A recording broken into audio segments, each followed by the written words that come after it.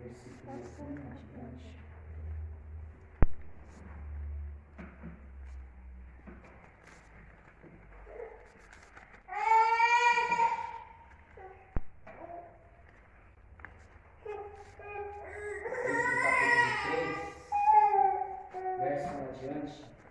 Que diz assim: E apacentava Moisés o rebanho de Jetro, seu sogro, sacerdote em Midian.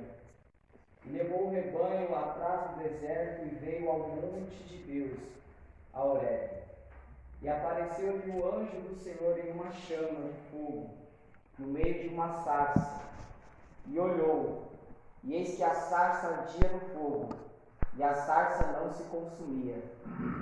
E Moisés disse: Agora me virarei para lá, e verei esta grande visão, porque a sarça se não queima.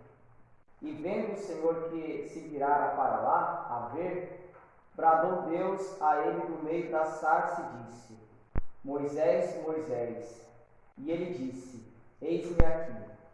E disse: Não te chegues para cá, tire os teus sapatos de teus pés, porque o lugar em que tu estás é terra santa.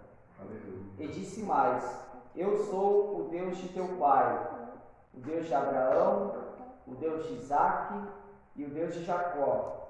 E Moisés encobriu o seu rosto, porque temeu olhar para Deus.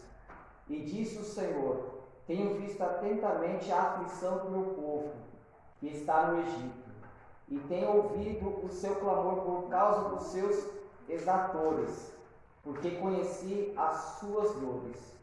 Portanto, desci para livrá-lo da mão dos egípcios, e para fazê-lo subir daquela terra a uma terra boa e larga, a uma terra que mana leite e mel, o lugar do cananeu, do Eteu e do Amorreu, e do Ferezeu, e do Eveu, e do Jebuseu.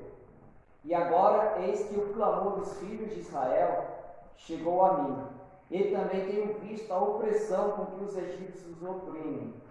Vem agora, pois, e eu te enviarei a Faraó, para que tires o meu povo, os filhos de Israel, do Egito. Amém? Aleluia. Meus irmãos, eu gostaria de falar, não ser demorado muito hoje, mas falar sobre uma chamada que seria impossível, algo que é impossível. Quando a gente olha para a Bíblia Sagrada, meus irmãos, isso eu acredito que todos nós passa essa coisa na cabeça. A gente, quando olha a história de alguém na Bíblia, a gente tem essa pessoa como uma pessoa perfeita, né? Como se fosse uma pessoa mais santa do que nós.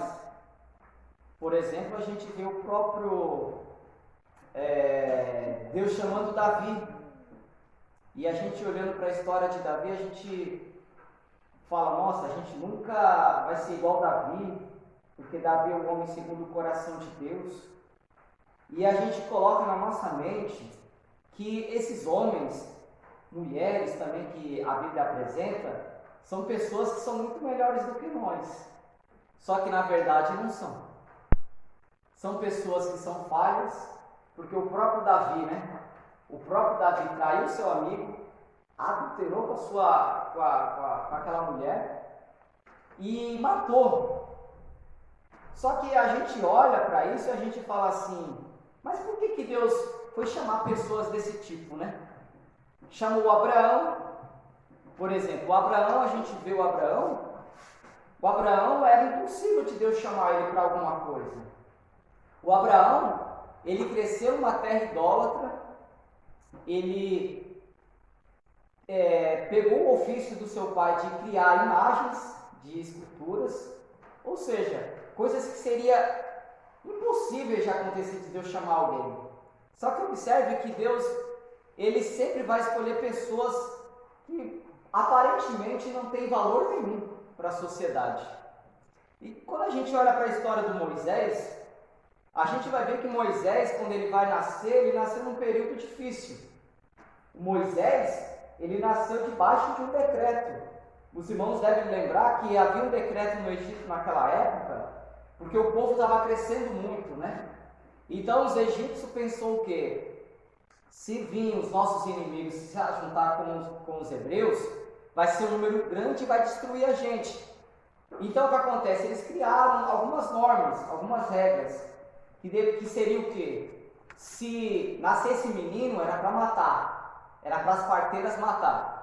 Só que a gente vê dentro da Bíblia, no capítulo 2 de Gênesis, de Êxodo, a gente vê que as parteiras não foram fiéis à palavra do rei do Egito. Só que é isso, o povo ia crescendo, cada vez mais crescendo.